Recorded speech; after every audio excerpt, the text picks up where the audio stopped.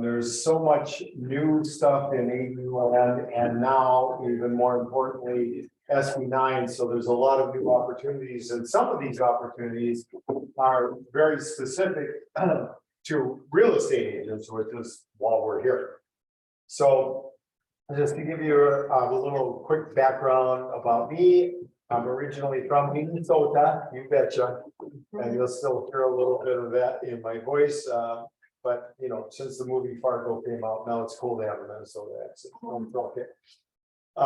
But I've lived in Los Angeles area for 35 years, and I've been a real estate broker agent for 32 years.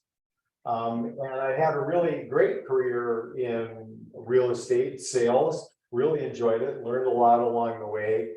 Everything was going great until 2007. And then all of a sudden overnight, I went from having this really great paying job that I liked very much to being completely unemployed. So I looked around to see what else I could do while I was waiting for the market to hopefully heal, and decided to go into the house flipping business. So I started flipping houses, and you know, these prices seem so crazy. We were buying properties at the courthouse steps in LA, and we were buying houses for $120,000. And then we do a little fix up to them, and we'd sell them for $160,000, $180,000. So we had to learn a lot of new skill sets to do that. But we got that down. It was certainly helpful that I had a real estate background when I went into that business. And then I realized that with those kind of numbers, buying 120, selling 160, and having to pay for the fix up and the carrying costs and everything, there was a little margin in there, but it wasn't translated into many dollars. So the only way to really make money doing that would be to do a lot of projects at the same time. So I had to learn new skill sets of how to manage multiple projects at the same time. And we got better and better at that until we were, you know, typically running 8 to 12 rehabs at the same time. And then very fortunately, of course, the market did begin to heal. And as it did, we just started to flip homes in more and more expensive neighborhoods. So we got all the way to the top of that food chain where we were doing ground up new construction in the ultra luxury market in Beverly Hills, Bel Air, Hollywood Hills. And those homes were now selling in the $10 million range. But we were spec builders, and those projects are so complicated that from the time you start to the time you can just get to market is 2 years. And a lot can go wrong in 2 years. We were spec builders, so we were having to invest millions of dollars in the dirt, millions of dollars in construction, and then 2 years. Mrs. Carmenza. We would have hope that all that time and money would be rewarded. Now, of course, we know one thing in the real estate business very clearly is that the market moves in cycles. Sometimes it's moving up, and sometimes it's moving down. And you do not want to be the last man standing when the music stops, when you've got multi-million-dollar investments on there and you've spent 2 years of your life on a project. So we've been in an upward appreciating market for a while now, so I was just starting to be cognizant of this possibility. So I talked to my business partner at that time to our next project to scale it back into a lower price range with a smaller construction, and that we could do faster just to kind of mitigate the risk. So we bought a property in Culver City. It was a probate, and we bought it for $735,000. With the intention of doing what we had been doing, which was just to knock it down and then build the biggest 2-story modern box on it, but something with a more modest price tag on the back end of about $2 million. So we bought the property and we hired the architect, and right when we got finished with that part of the process, all of a sudden, that's when I finally had my true aha moment. And we've all had these moments where something really important in your life happened, and just besides you remembering it, but you actually viscerally remember everything about that moment. Well, this was one of those moments. I remember because I was driving with the car and with my business partner, we were driving out to Ventura to look at some more property. And everything about this moment is frozen. I remember looking out the window. I was in the passenger seat. I remember the dashboard. I remember everything vividly about it because that's when my partner told me about this new ADU law. And there was something just so profound about the way that hit me that's part of me forever now. And I was just so interested, I immediately deep dived in it. And the more I studied it and the more I researched it, the more I came to believe it was going to be the future of real estate and that this was something that we should try to be part of. So very fortunately, I was able to convince my partner to completely switch gears. And instead of knocking down that existing house, we instead just beautifully remodeled it. And then in the backyard, we built the first 2-story with rooftop deck luxury ADU in the city of Los Angeles. And I'm very happy to say that it worked because, as I said, we bought the property for $735,000 and we sold it for $1,805,000. So What you put on it? An ADU then? Yep, and that is a picture of it right there. Is it a 1-bedroom or just 1 room? No, it's 2 stories with a rooftop deck, 2-bedroom, 2-bath. The ADU is? Correct. Wow. That's it in the backyard. And it was really just such an amazing journey, but it just, brings to mind that there are some kind of rules of real estate that just apply across the board. And when you're in the development world, it's pretty simple. You get out what you put in. So if we would have just gone and just done the least expensive, just reconstruct a garage, we would have got very little. But we went in with the intention of really pushing the dial. So we went in and built a beautiful product. Now, we didn't spend stupid money on it. We didn't buy, gold-plated bathroom fixtures or anything. Like as a, for instance, in the 2 bathrooms, we have IKEA, but it's high-end IKEA. But these IKEA, Home Depot, these companies now are a lot like the fast fashion business. They just look out there, whatever the cool latest hot stuff is, and then they tweak it a little bit. They have it constructed in China and send it over here and we consume it.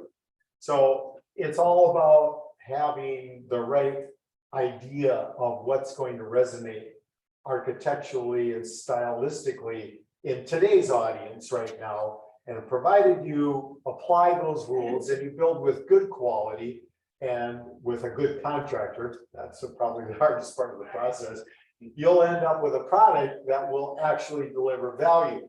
So that was really probably one of the most important lessons learned in that process, is that in the beginning, I was the one that had to put together the projections on how this project was going to perform. And that was very challenging because this is in the very beginning of ADUs, so there was zero to compare it to. There was no comps. So I had to just try to use all of my knowledge to try to determine how this was going to work out in the end. And so the value part of this is always a question that I get asked. How much value does an ADU add? And simple question, not so simple answer. Although it's getting clearer as we go, because as more of them actually enter the market, get sold, that starts to build a history of comps and stuff that we can work with. But back then there was nothing. But I can tell you that after being involved with this for quite a while now, is that when the dust settles, I believe it'll be pretty simple. Whatever your property in that location is worth per square foot, that's what the ADU should add in value per square foot. Now, there's always also this kind of natural rule of real estate, is that you can overdevelop any property. So if you've got a neighborhood that's primarily 1,200 square foot homes, and all of a sudden you decide to expand your home and make it a 3,000 square foot home, you're not going to get that same value per square foot out of it because you're an anomaly for the area. But provided you're building bigger in a neighborhood that does have bigger homes in it, it all should work out where that price per square foot will be exactly the same. And very fortunately, in our first one, where I didn't even understand all these concepts yet, it did work out. Now, Culver City is not Beverly Hills, but it's a nice area. And we not only sold it at that price where we were successful in it, but we actually set a per square foot price record when we sold that property. And when you talk about value, when you look at this property, I don't know why the resolution is so poor on this, but if you look at this, and everybody that went through the property would just confirm this, the ADU was actually the majority of the value of the property. Right. And as proof of that, the guy that bought that property, where do you think he lives? In the ADU. And everybody that I toured through the property, when we would get back there, they all go, well, I'd rather live here. And I go, me too. So it's that value thing, but it follows some of the simple rules of real estate that already exist. So it will bring tremendous value to a property. As further proof of that, when he bought the property, rented out the front house for $4,500 a month, moved into that, and then a couple of years later, he moved off of the property and he rents the ADU for $5,500 a month. So it really, the price per square foot value and the price in rent all kind of follow right along the same track. Yeah. I have a question about that. If he had stayed in that back, the ADU, rented out the front for Airbnb, he could because he lived on the property, right? Yeah. Because Airbnb and VRBOs now, you can only do it if you live on the Yes, premises. exactly. Is that right? Yes, absolutely. That is correct. Yeah, you can only do it, you can't live off-site. Yeah. Anymore. Yeah. In LA, If it's, what about if it's a single family resident? Then you rent a room, you can rent rooms, yeah. You have to still technically live on the property, so that's it. And then you can only do it at maximum number of days, although you can pay a fee and then rent it even more days of the year. It's all about It's complicated, but Airbnb is in the right location, can deliver you triple the rent. Right. So there's a lot of people that are doing it above and beyond board. I know a property management company that only does short-term rental. And there's a lot more than just Airbnb in terms of sites that do that. And his company, I think there's something like 7 of them. For the people that are like trying to do it a little bit more clandestine, they do it in stealth mode. And what they do is they turn the listing off every day, weekdays, from 8 o'clock to 5 o'clock. And then it's live. And the reason they do that is because the government people that are looking for this kind of stuff, that's when they're looking, when they're at their jobs.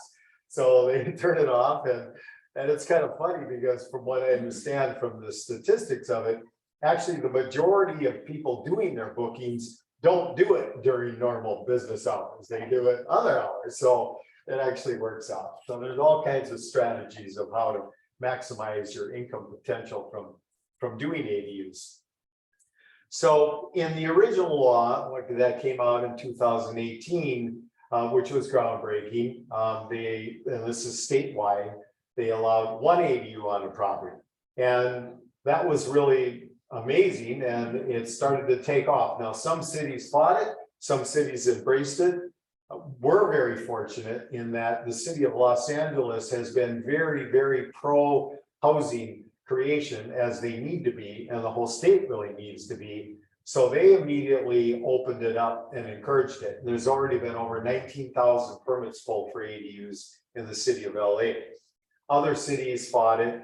Some of them have been slapped down since, like Huntington Beach. They actually got sued by the state for their non-compliance, and they lost. The Huntington Beach lost, of course. So the state was watching and seeing what was going on with it. When they saw in the cities that encouraged it, it was working very well.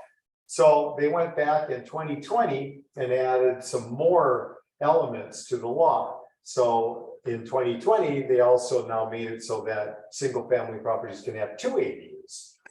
Now, this is where it starts to get a little more complicated because one of the 2 units has to be a junior ADU, and that's a little bit different. That has to be something that's attached to the primary dwelling, and it can only be a maximum of 500 square feet, which is still okay. So that particularly worked well for people that had an attached garage, because that could easily then be turned into a junior ADU. But there is one little extra thing that goes along with that. A regular ADU requires no owner occupancy on the property. But if you have a junior ADU, that does trigger an owner occupancy requirement. The owner of the property has to live in one of the units. And it's really even more than that, because it's not just that owner. That actually goes on the deed as a deed restriction. So every future owner also has to occupy one of those Well, units. that's valuable then. That doesn't seem valuable, and that doesn't seem like a big value. Well, for an owner user that wants the income, that's perfect. For somebody that is just an investor that is not going to live on the property, that's a problem. However, it's easy to unwind it. You just basically have to remove the kitchen from the junior ADU, and now it's not an ADU anymore, so you're okay. You said 500 square feet? Yeah, that's the maximum for the junior ADU. Now, per the state law, the maximum for the regular ADU can be up to 1,200 square feet. But they did give a lot of individual latitude to the local municipalities on the size. So the maximum is typically 1,200 square feet. But regardless of any restrictions the city might put on it, like lot size, open space, floor area ratios, any of that, they have to allow, the cities have to allow a minimum of 800 square foot units. So that's just an absolute under any circumstance. Now, of course, that's separate for the junior ADUs.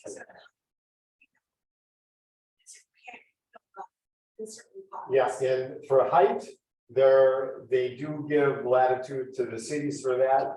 So they have to allow obviously a 1-story, but they don't have to allow a 2-story. Now, in practical terms, from what I've seen, that one's been pretty good. Almost all cities allow 2-story on their ADUs, but some don't. So that is a consideration. Yeah. The garage requirement? Does it have any garage requirement?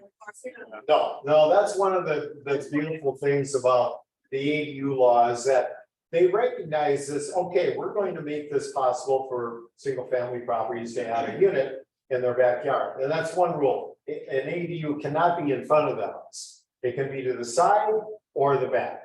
Although there is one interesting little twist to this is that you've probably seen this every once in a great while, you run into a property on a lot and the house is all the way at the very back of the property and it's just this giant front yard.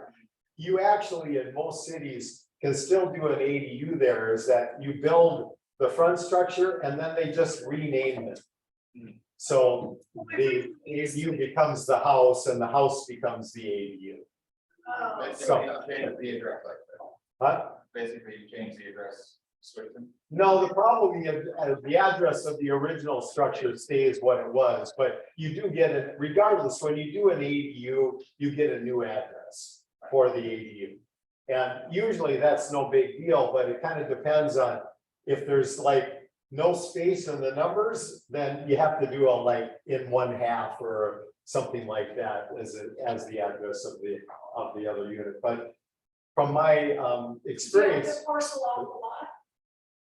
No, when you're doing an ADU, there's no changes in the lot structure whatsoever.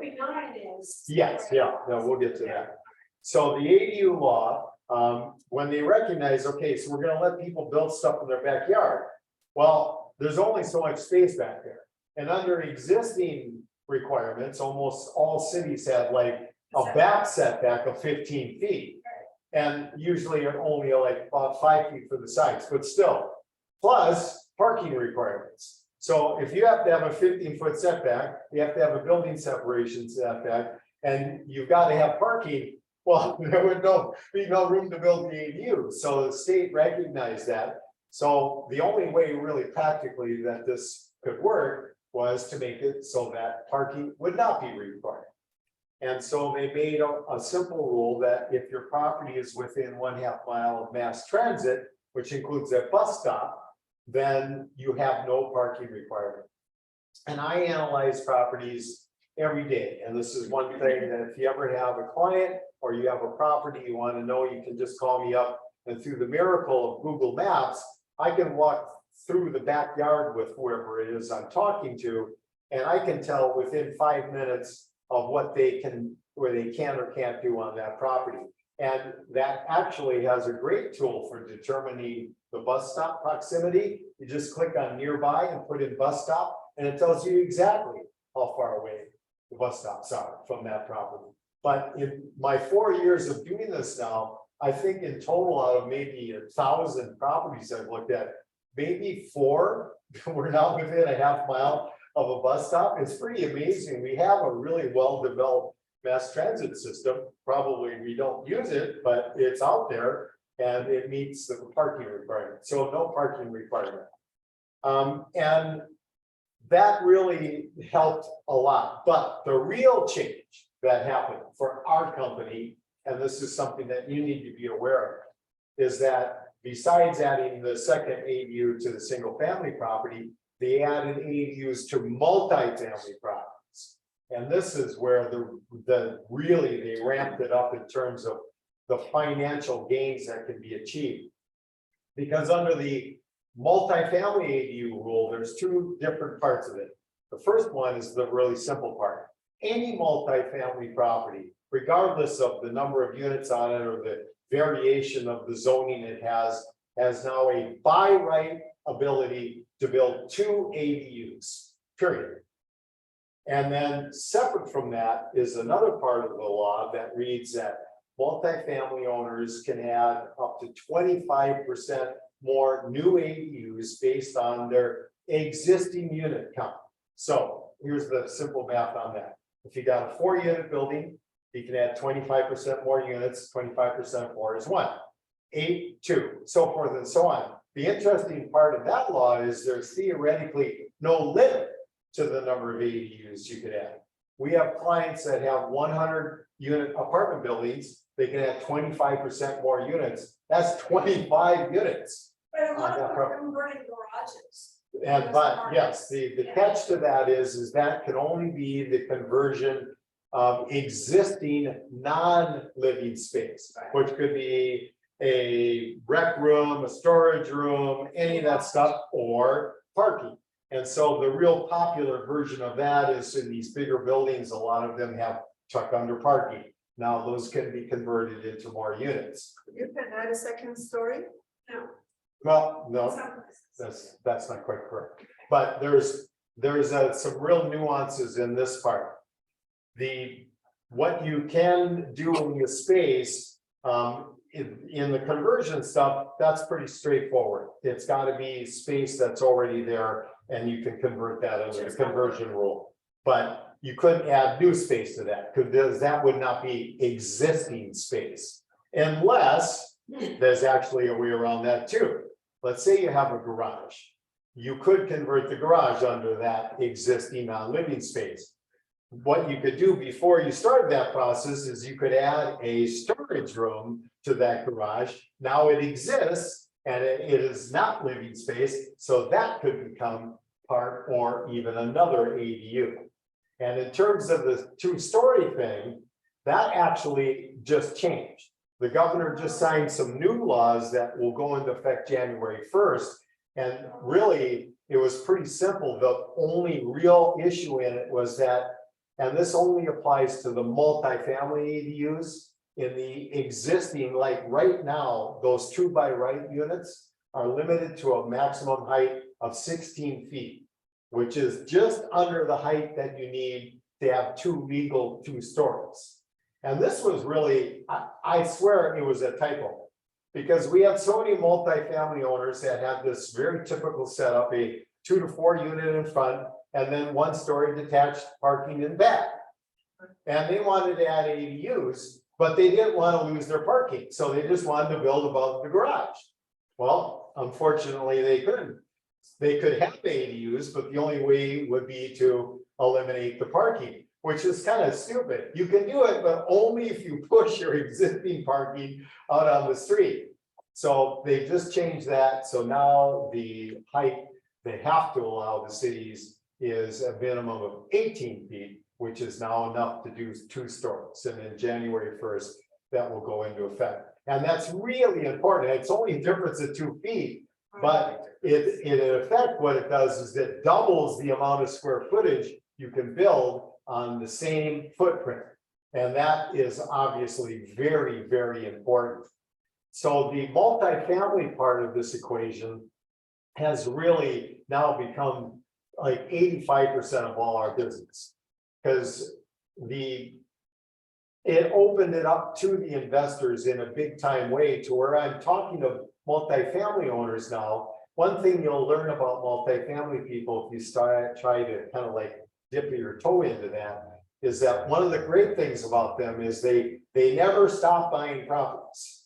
Once they're in that business, they just keep acquiring more properties to add to their portfolio.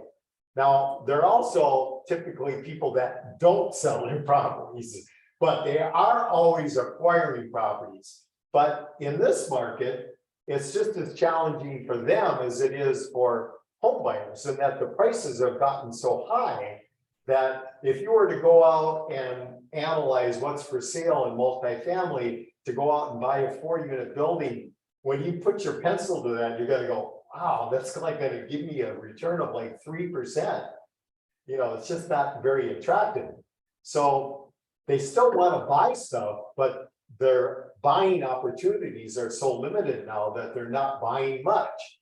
Now, though, they got a whole new tool because they already own properties, and now, courtesy of the government, probably most of their properties are completely maxed out. They can't have any more units on based on the current zonings, but now they can.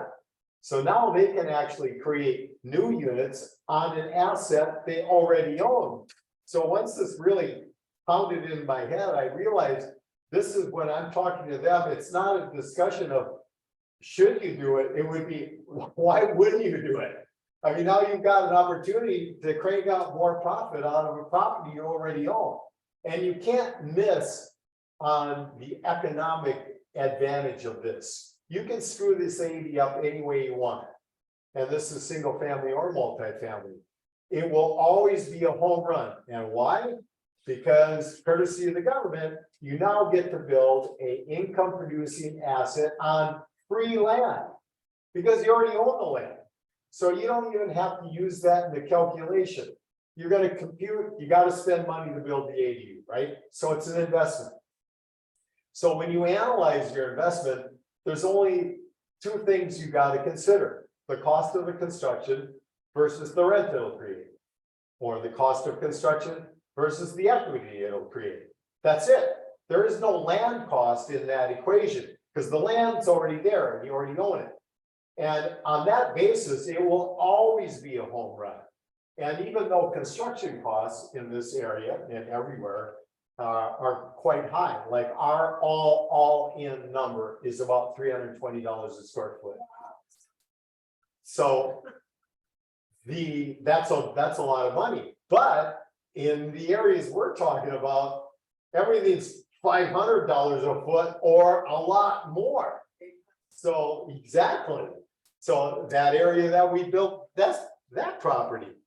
We sold that at over $800 a square foot. And it was $320 a square foot to build. That's a pretty good investment. And the rents follow right along with the same formula. So it will always be. Does it affect your taxes, property taxes? Yes, yeah, but it's, you know, courtesy of our Prop 13, that is our property tax guidelines in the state, we get a real break there. Because although you live in a $800 square foot area and you add 1,000 square feet, so you've added $800,000 in value. But that's not how the tax assessor looks at it. They've got a much simpler formula, which is much to your benefit. They go by the cost of the construction. And so you still have your same tax bill, but you'll have a supplemental bill that will be based on the improvement that you made to your property, which is the same as anything else. Like if you add a family room or whatever, same thing. One other little caveat to that is the cost of the construction. And who tells them what that cost is? You do. So it's self-reporting. Now, if you go in and build an ADU and tell them that it costs $10,000, good luck on that. But at any rate, that's just one of the facets. So regardless, it's going to be a lot less than the value that it's creating versus the amount that it's going to increase your property taxes is going to be much lower. But that is part of the investment for sure, which should be always figured into. So when you build, all the paperwork and all the reporting to whomever, you have to report the permits and everything, right? Yeah, I mean, we have, the stages of the construction that we offer resources for, part or all, doesn't matter. We're officially a consultancy, but most of our clients, we hand everything and hand them the keys when it's done. So from the beginning, you've got the architectural costs, engineering costs, the cost of the expediter, that's the person that actually takes those plans through the permitting process with the city, which is a real job in most cases. And then, of course, the actual construction costs, all the site work, all the building costs, all the finish, all the blah, blah, blah, blah, hand you the keys. So all those different parts. So we have a lot of clients that like, maybe they already have an architect that they know and like, and they want to use that, totally fine. We'll work with that. Although I always caution them that you're going to go that route, make sure your architect really understands all the nuances of the ADU requirements, because there's a lot of differences between that and just regular stuff. Have you seen Azure printed homes in Boxable? Oh, yeah, yeah. Because I have somebody they came in and spoke to us, and so somebody's adding that Azure printed homes to it, and the city said, basically, they kind of help them get the permits. And the city said it was okay. Remember, you said something about being in the front. Right. Because she had no backyard. She's on this long thing in the houses. So they said as long as it's past the 20 feet setback, she's allowed to put that up front. Yeah, but they switch the designation of that. So that new structure actually becomes the primary dwelling and the other one is the ADU. Good, that would get our taxes down. If it's only 79,000 versus 800,000 for the house. No, the supplement, her regular taxes don't change. Okay, It's going to be a supplemental tax bill based on the new construction that was added. and that's just that. Azure. Yeah, whatever they did. And there's all kinds of new construction techniques, the 3D printing, the factory, the modular, and believe me, I want there to be a great factory built option, and I'm glad that you brought that up because I actually just found a company that I think is going to work, because one of the challenges with most of the prefab stuff right now is that they build it in what I call the big box. So they build the whole structure in one big box. And it's great because they're building it in the factory, you get a lot more efficiency doing that, less waste. No guys drinking beer while they're building, but lots of advantages. Problem is under that system is once they fit it, the next part is they got to transport it to this job site, right? Well, that means that that box has to have been designed to a dimension that will fit on a truck, that will be allowed to drive on a road. So you're starting off with this huge restriction architecturally in the dimension of the unit, long, skinny, not very tall. Well, that's problem number one. Problem number two is now it's on a truck. So now your home is going to have to drive through a 2-hour earthquake on its way there. Well, that can't be very good for the house. Then once it gets there, then you got to hire a big giant crane to pick it up. And if it even can reach into your backyard to place it, and just that crane can cost $17,000 for that one day job. So everything that, all that efficiency they gain to building it in the factory is hugely offset by all of these other challenges. So the solution to that is, in this company that I'm working with, and I can't see it, my tab's covered up here. Maybe you can show me how to get to my tab. They are building it, and this is going to be the true future of factory built housing. They panelize it, so they build it into individual panels. That way they can flat pack it on the truck. So dimensionally, it can be any shape, size you want. And it'll still fit on a truck, but it'll be flat packed. And they design those panels so that even the bigger panels, although it would take several people to carry them, they can actually just be handled by humans. You don't need any big giant cranes or machinery to do it. It's a slightly longer assemblage process, but literally maybe 2 or 3 days more. That's it. So it's virtually just as fast, and it doesn't have any of the disadvantages of the big box system. Is that it? Yeah, oh yeah. So this is the company, it's Circa Homes, and I can't met see them. it. What's it Circa, CERCA, and they. I met them actually back when I was doing that project. The owner of the company came in to talk to me about his plans. He was starting that company up 4 years ago. And I was totally in it, and I supported him. And he was kind of like going along and running into the zillion roadblocks there are in that concept. And then COVID hit. But actually, COVID in the end, looking back at it, was probably almost the best thing that could have happened, because he jumped right into the intention of building these big structures, which is so complicated. Construction is so complicated now, particularly in California, because we have, besides all the regular stuff, we have all kinds of extra things that Title 24, which is all the energy efficiencies and environmental things that, which are right, but they just add complexity to the process. And so when the COVID thing hit and they sent everybody home, all of a sudden there was this huge new demand for home office space. So they started building small structures. And there's an interesting rule that applies almost universally across the United States in most cities and states, is that you're allowed on a single family property to build up to 120 square foot structure with no permits whatsoever. And so that's what they did. They designed a bunch of small sheds that are 120 square feet, and I'll show you some pictures of them. That property looks like it's on a platform, so where is the foundation to that? It's got some kind of standard, so that's some of their models right there, and 100 square feet, and then the one that's 2 of those together, basically. Yeah, so they got some really just beautiful stuff, and let me go back up because there's the. Do they come completed with the kitchens and everything, or do you have to then go purchase all that? Yeah, all that, it comes as a completed shell, inside and out, and you know, bathrooms or kitchens are all extra stuff, and they sell those packages, but that needs to be installed on site.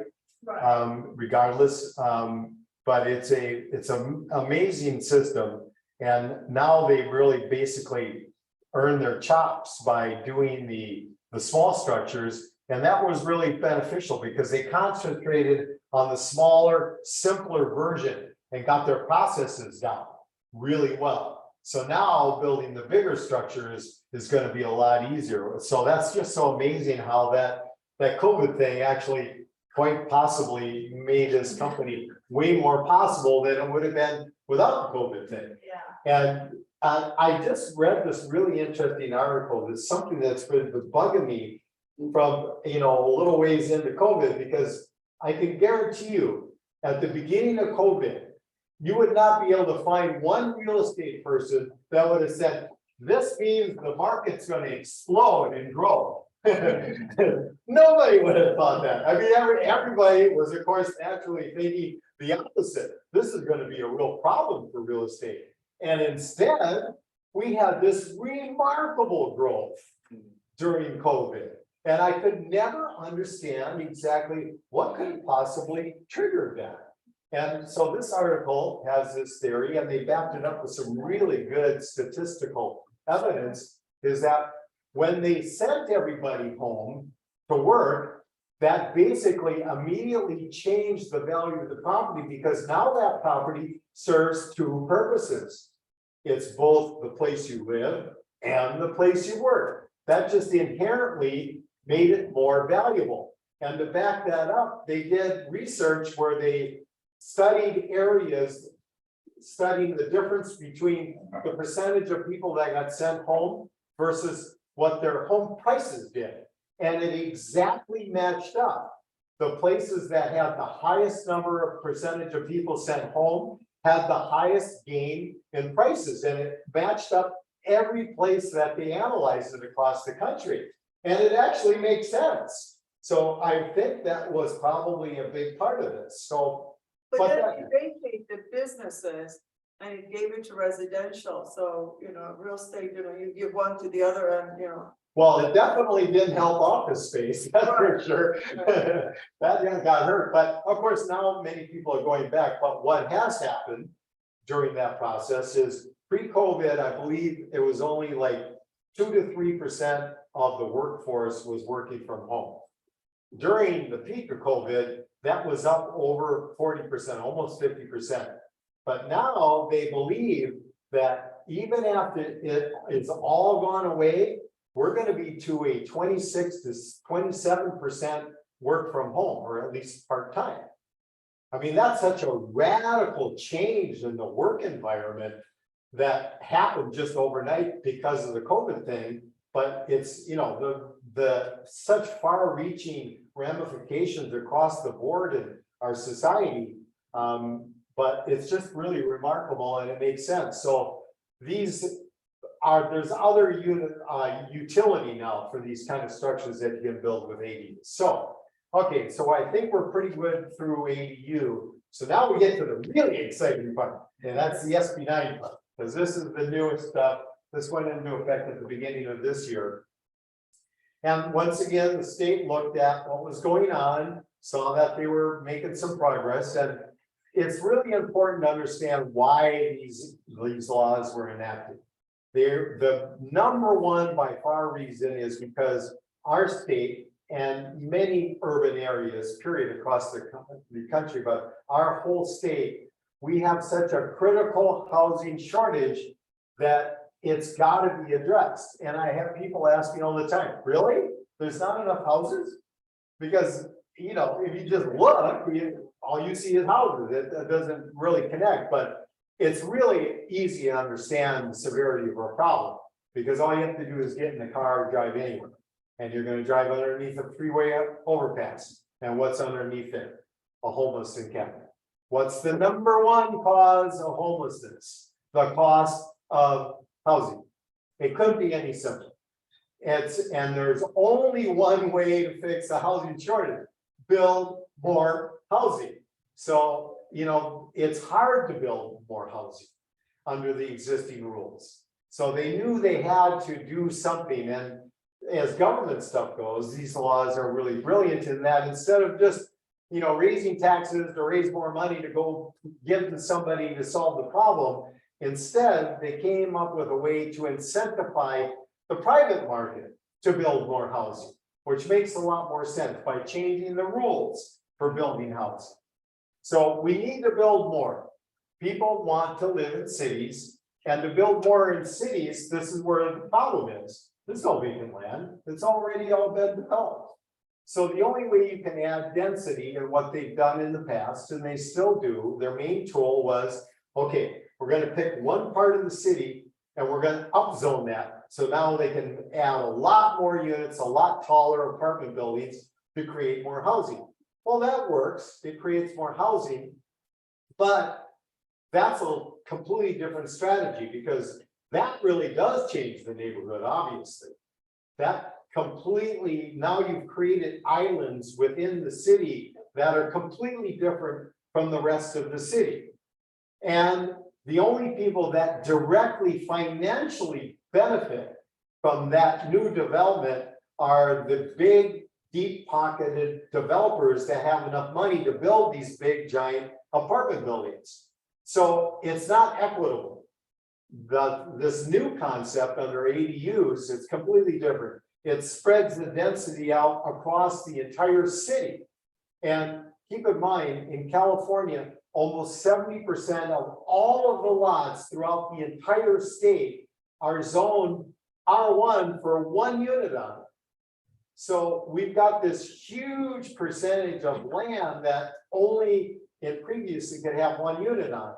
So something's got to give here. So by doing it this way, they're spreading it out across the whole city. But what I really like about it is that the people that directly financially develop that get the profit from this new development are just regular people, just regular mom and pop property owners. They get to get that new benefit from it, not some big developer. So it's equitable. It spreads the density across, and it also spreads the opportunity for this opportunity across everybody virtually. So this is the new growing trend. The state looked at it. What more can we do? So they came up with SB9, and this is even more radical because now, and once again, this is statewide, cities have to allow, it's called a mandate. Almost all single family properties now can be subdivided into 2 separate legal lots, And on each one of those lots, they can build 2 units. So this is really groundbreaking. What was just a 1 lot with 1 house on it, now can be 2 lots with a total of 4 legal units on living Does it units have on. any limit before you can subdivide something like that? Yeah, there's a minimum lot size. I always have to laugh when I say that. Yes, there is a minimum lot size, 2,400 square feet. Wow. You get it. You can act, no, you can subdivide a 2,400 square foot lot into 2 1,200 square foot lots. And on each one of those 1,200 square foot lots, you could put 2 units. Now fitting that on there, that might be a little more challenging, but technically you can. So in effect, there is no minimum lot size, because when I thought about that, I go, well, what percentage of lots are under 2,400 square feet? Maybe 3% or something like that. So basically, virtually every lot can be subdivided. So this is the opportunity. Now, this is where you guys have a new opportunity. Does anybody out here farm still? Okay, Everybody. okay, good. Well, regardless, when you farm in the real estate business, you pick a geographical area, and then you just go after that group of people over and over and over again. You door knock, you send to them, you email them, you phone them. You just keep in contact with them, and that strategy works, and it will always work. But within anybody's farm, they've already identified typically the older property owner that goes after the 10th time, they go, listen, I told you, I'm never going to sell my property. I'm never going to sell this property. When I die, I'm going to pass it on to my heirs. I'm never going to sell this property. Stop calling me, you're wasting your time. And that's a dead end, but not anymore. Because now there's a new way you can look at this. Because remember, you're subdividing the lot into 2 separate legal lots. So now you can go back to that same homeowner and go, Mr. Homeowner, I know you're never going to sell your property. You're going to pass it on to your kids. Well, what if I could tell you that you can keep your house, live in it, to you as long as you want, pass it on to your kids, no problem. But in the meantime, you've got this big lot. You don't use that lot. Matter of fact, it kind of like pisses you off because you got to take care of it. I'm going to take care of 2 problems for you. I can sell your backyard for $500,000 or more. You get to keep your house. You don't have your problem anymore, and you've got $500,000 to play with along the way. How's that sound? Why not? They don't have to do any development at all, because the government just magically created in the state of California over 1 million new lots that can be sold separately. That's it. So all they have to do to access this $500,000 is just do the subdivision process. No development required, and they get handed a check for $500,000. And $500,000 is on the low end. This area, that check would be $800,000. So it's really just a crazy concept, but it totally will work. And there's going to be a lot of that happening. I think the $500,000, they figured that number. Well, look in the MLS right now, vacant lot. Where is that going to be priced? You're not going to, in this area, you're not going to find anything for 500,000. If it's flat buildable lot, I would guess that this area would be at least $700,000. If you could even find something at that price. So it's just whatever a single family buildable lot, whatever that's worth, that's what this lot is worth now. But that also, of course, now follows some of the typical real estate rules. If you're building the typical thing with a house, the only way you're going to be able to create that second lot is to do it flag lot style. So it's going to be a lot in back of a house. And it's going to have some kind of access to it. So it's got that little driveway or walkway or whatever on the side to get back to it. So that's okay, but that's not quite as good. So the very best opportunities for both ADUs and SC9, I'm giving you a couple of tricks of the trade here, are corner properties or properties on alleys. And why? Because they have multiple access points. Multiple access points means you can create more privacy between the units. More privacy between the units makes it more valuable. So it's also easier to build. So corner lots, properties on alleys are the trifecta, an alley and a corner lot. So that's something that the title people can help you with, because unfortunately, there's no filter where you can go in and put alley. They don't have that. So the only way it can be done is to actually visually pull it up on the map. The cool thing is that with the alley part in particular, is an alley will typically run for at least like 6 blocks. So you can actually then visually just do that triangle, that rectangle along all those properties, that whole length of the alley, and boom, you got maybe 50 homes right there in that one just little chunk you found. Yeah. And then the corner ones, you just have to do one at a time. But So yeah, as a little side note, you could use Title Toolbox, which is our app, and go within a particular area, look for those areas that have those alleyways, and you could just create a little geo box around that area and pull all the properties, their owners, everything about the property, and you can even pull their contact info using Title Toolbox. So if anyone has interest in doing that, come chat with me and I'll more than happy to walk you through it. yeah, they're the only title company that I've talked to about this that really gets that and is stepped up to helping agents with that. So that's just an interesting farming perspective. The other thing, of course, that would be the bigger the lot is, the better, for the same reasons. You can create more privacy and so forth. But an interesting thing about the corner lot, I also wanted to share, is you actually get to double dip on that as an investor, because a corner property on a single family home is typically worth less because it's on the corner. Your typical single family homeowner doesn't want a corner property because they don't want streets on 2 sides of their house. Plus then their setback on that side is much deeper. So you actually can buy a corner property for less money because it's on a corner, but for the new use you're going to be doing it, it has a higher value. So you get the double dip on that formula. So that's just kind of a cool little trick to that from an investment perspective. And you will be having an opportunity to be talking to people about this that now have a whole nother lens to look at property. And this is really important to me personally, because I am part of the real estate community and still am. I'm still a broker, although I don't do the retail business anymore. But I'm really concerned about the first-time buyers.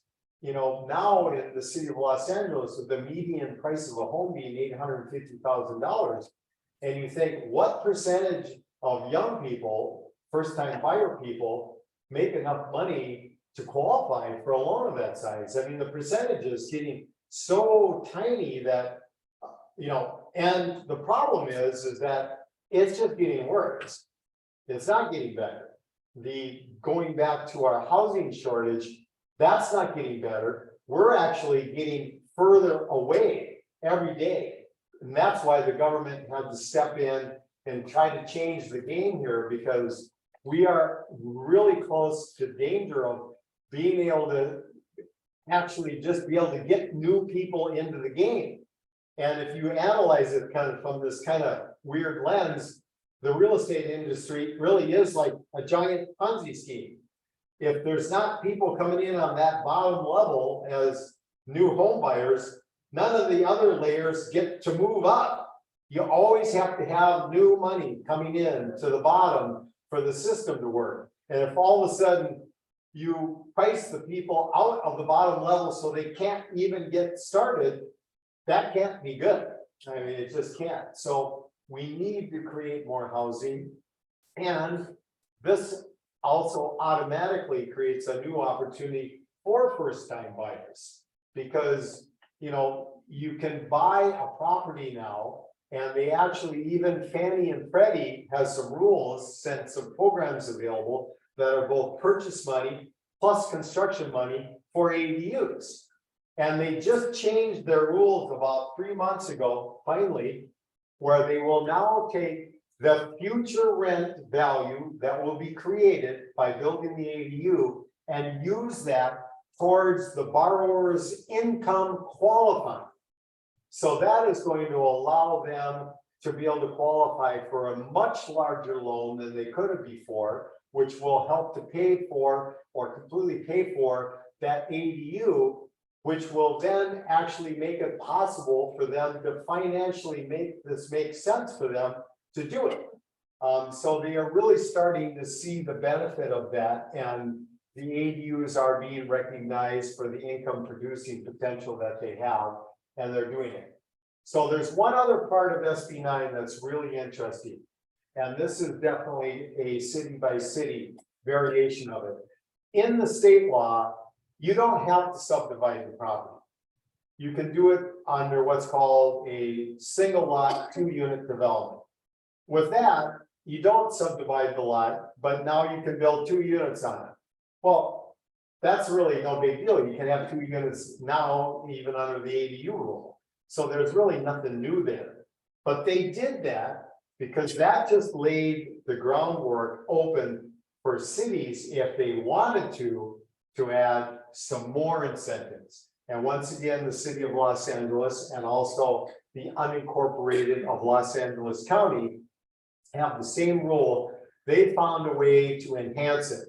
So under the single lot development rule, this is the way it has to happen. It has to happen in 2 phases. First, you create the 2 units that you're allowed on the single lot. Now, the easiest way to do that would be to just take an existing single family home and just completely reconfigure it into 2 units. Or expand it and convert it into 2 units, or knock it down and build 2 units.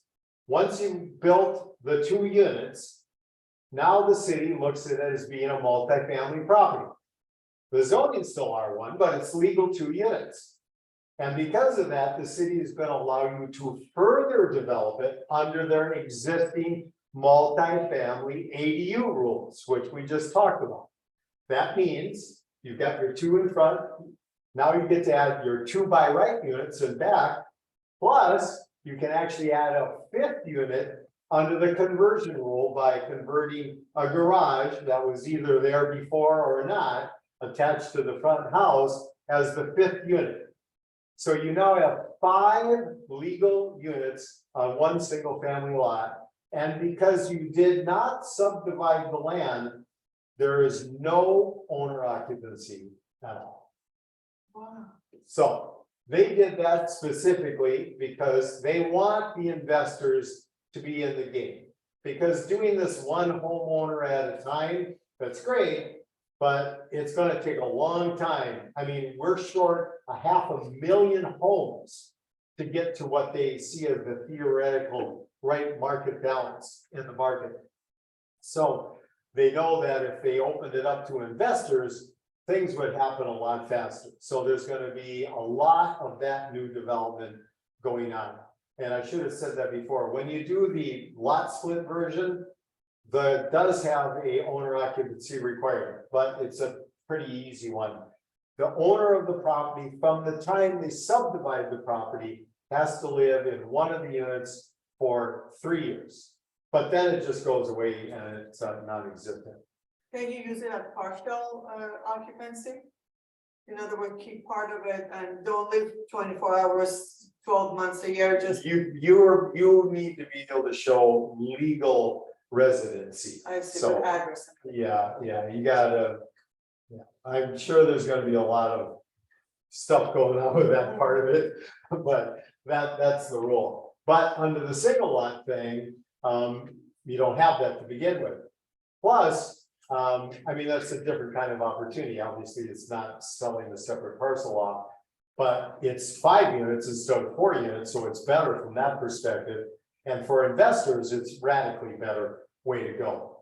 But there is going to be, it's just fascinating to see how this works out. I mean, this obviously, if that same, let's just use a hypothetical. You got $1 million property. Now they can sell their backyard separately for $500,000. So theoretically, now that property is worth in total $1.5 million, right? Well, that's not priced into the market yet. This is just a brand new idea that you can do this. So no, the irregular homeowners are going to go to you. Well, no, you can do SB9, so my property's worth another $500,000. That's not the way it is. You have to go through the work to get to that money. But eventually, they change the value of the dirt that your house sits on. Eventually, that will work its way into the value of the property, but not yet. So this is really an extra great time. And something to remember, this is very important. Both SB9 and the ADU law have the same sunset date built into them. That means at the end of 2025, these laws go away. Everything will be grandfathered in that was built during that time, but the opportunity itself will go away. Now, they could extend that before that happens. We'll see. But just keep that in mind that this is just kind of one of those get it while the getting's good things for sure. So any other question? Yeah. So let's say you subdivide and then you get an owner to sell, the vacant part of the backyard. Right. You said this is what, like 5 years? And then later, like, let's say they get someone else to create their own house where they sell a lot. And then you're saying there's like an easement to access to the back, right? You're sharing that. Wouldn't that affect the resale of the house? Because there's a shorter lot, now you have a smaller lot. Yeah, that's a very good point. When you sell your backyard, you have a smaller lot, so you reduce the value of your property. But this is really interesting, this formula. Think about this. A great analogy for it. If you drive in any typical neighborhood, greater Los Angeles area, and that was built by a developer at some point in time, a big tract of homes was built, and they did that pretty uniformly. They carved up the lots in typically 5,000 square feet with a 1,200 square foot house on it. But when you drive down any one of those streets, 1 or 2 of those lots on that block are the same house, but have an 8,000 square foot lot instead of a 5,000 square foot lot. Now, if you look at the value of that property with the bigger lot compared to the house right next door, the exact same house on the smaller lot, there's a difference in price, right? But what, $30,000, $50,000? Now all that extra space in that big lot is not a difference of $30,000, $50,000. Now it's $500,000, but it'll work backwards the same way. When you shrink the lot size of your house, the value of your house will go down. But it won't go down by $500,000, it'll go down that $30,000 to $50,000. So the difference between those two will still always be just a massive home run. So but- you're already, your money got. That's right. That's right. I got $500,000, but my property is now worth $50,000 left. Oh, well. I'll take that penalty every day of the week, sure. But that is interesting, how that's gonna work out, but that's the difference. And the key is that land, just as land as backyard, it does have value, but minimal value. But as a separate buildable lot, I mean, think about it. The government just created lots that never existed before, out of thin air. They didn't build more land. They just redid the way you can utilize that land. And now that created that difference in the price. So that's the key to the story. Why don't they put a limit on these homes that are huge and 2 people live in them and make them, don't build such a thing, build 4 homes in that lot. Well, that would be great, and there are limitations. I mean, look, for instance, in Los Angeles, they passed what's called the anti-mansionization law. And so they came up with what's called a floor area ratio. The percentage of your lot that can be living space is limited to, in LA now, to 45% of the total lot value size can be actual living square footage. And they put a whole bunch of other things about height and sight lines and stuff like that too. And under these new laws, cities do have a lot of latitude on the size of the units that you'll be allowed to build. But the state did put a minimum, same thing. You're allowed to build a minimum of 800 square foot units, no matter what the city says about it. But still, that's relatively small. But if you have 4 800 square foot structures, and by the way, if you already had a house that you started with, and then you added 3 more units to it, the house could be the exception to that. But anything new you build could possibly be limited to as small as 800 square feet a unit. Yeah. Thank you for the information. I've got a couple properties. I've been looking to do a bunch of ADU. So I'm pretty familiar with SB 9 and 10, but I was told that I have a mixed use property. So I was told that I was hoping to put something on there. But it's commercial, part commercial. I heard that they were going to start doing away with commercial for no parking also. Yeah, I heard the same thing. It's going to be interesting to see what happens with that. But if you're mixed use, you certainly can take advantage of all the ADU things. Unfortunately, that won't work for SB 9 because at this point in time, SB 9 only applies to single family properties. But keep in mind, when the first ADU law came out, it also only applied to single family homes, and 2 years later, to encourage more growth, they added multifamily into it. So who knows what will happen with SB 9 in the future. So I did go to Torrance because the property's in Torrance. I went to Torrance. And we all pretty much do some stuff here in Torrance. Right. But they said because it's mixed use that it would not be able to, and they don't know anything, but I heard Newsom sign something for commercial only. Yeah, that's separate, but you absolutely should be, provided the current zoning allows residential use, does it? Because you said mixed in the beginning. But it's mixed, it's a mixed usage. Okay. Commercial. Well, if it's mixed, then you absolutely can develop it under the multifamily ADU rules, which means that you can put 2 by right on there. So just for also is, we understand that the state supersedes all city code. Correct. That's why mostly what the state did was, some of theirs are just flat out, but most of their things are, they have to allow a minimum of this. There's a maximum that they put into some of the ADU, like the ADU per the state law is a maximum of 1,200 square feet. So they gave the cities that wiggle room between 800 square feet and 1,200 square feet. But regardless of any other things that the city could throw at you, they have to allow at least 800 square feet. So when going through this is pretty interesting, when I went to Torrance, is they only have a window of 60 days to approve something. If they don't, it's automatically approved. Well, they wrote that into the state law to begin with. Unfortunately, right after that happened, COVID happened, so that went out the window. And unfortunately, it's still, you know, the only way on that particular thing, and that's a thorn in my butt every day, because the permitting processes in all these cities take so ridiculously long. I mean, it's just crazy. And when they wrote the ADU law, they put that in there to, come on, you guys got to do this stuff faster. So they gave them 60 days to say yes or no.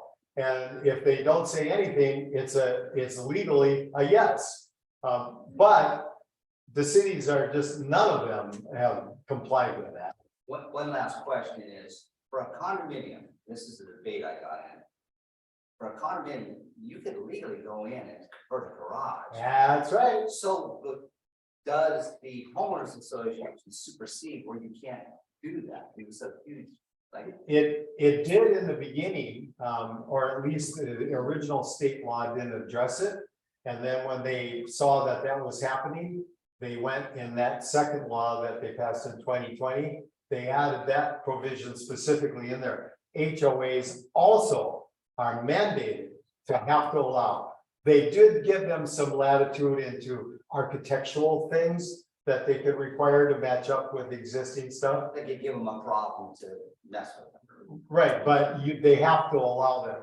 Now, the problem with these kind of things is that the city can go, or the homeowners can go, well, yeah, that's what they say, but we don't agree, so we say no. Okay, so then what do you do? Well, really, the only thing you can do is to sue them. Now, ultimately, that's already happened. Like I said, the state's been watching and they saw that certain communities were fighting their ADU law from the beginning and their housing initiatives. So Huntington Beach was digging their heels in. They go, okay, well, if you don't comply, you're gonna get sued. I go, okay. So they sued them and they lost. And when they passed the 2020 laws, they also seen that they put more enforcement teeth into it. So now, if the city doesn't comply, they can be fined up to $50,000 a day until they come into compliance. So it's so funny. I've been doing this for 4 years. I've seen so many cities that initially just fought it tooth and nail that now have come 180 degrees to where they're actually even offering grants for people to encourage them to build ADUs. So part of it was, you know, they just were scared of something that they didn't know what it was going to do. And then when they saw it working in other neighborhoods, they went, oh, well, maybe we should try this. And some of them we just got, wow, Huntington just got sued and they just had to hand over $300,000 to the state. They went, maybe we better change our tune too, but whichever way they get there, but they're getting there. And it's going to be, unfortunately, it's going to be the same process with SB9. Some cities are going to embrace it. Some cities are going to fight it, but over the long haul, it'll probably be available just basically everywhere. So lots of opportunity out there.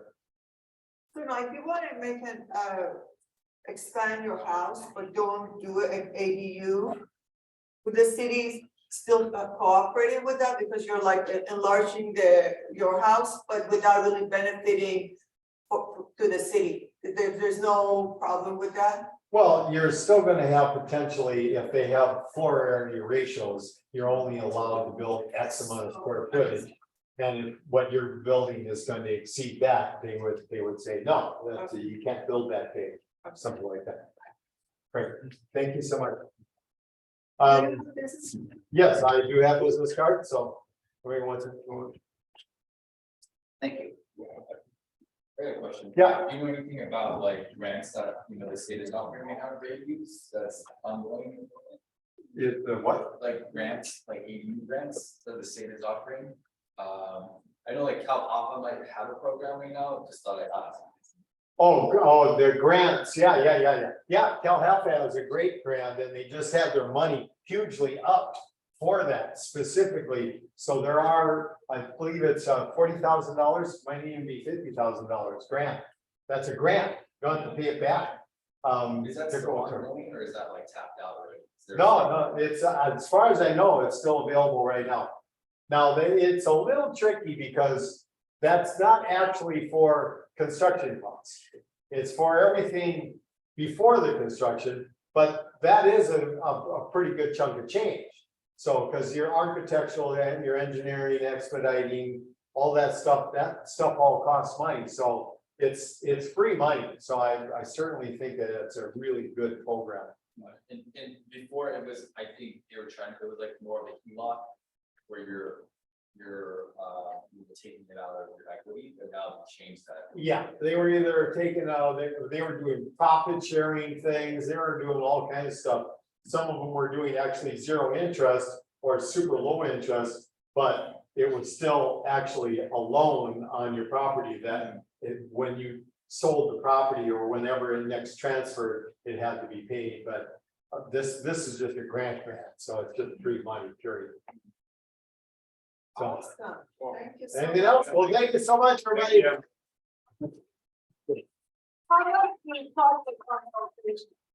Well, you could call me up and I can look at a property anytime for no money, just let me know. The first step in any kind of a process for a customer, and this could even be you, that is to have a feasibility study done. Because first thing you need to know is exactly what can I build here based on all of the governmental rules that apply on this property. So we do a feasibility study for $1,500. And first we analyze it, tell you what you can do. Then based on that, you tell us what you would like to do. And then we can do some preliminary drawings of the floor plan, the site plan, so you can get an idea what that looks like, along with then a very accurate estimate of all the costs that would be involved in that.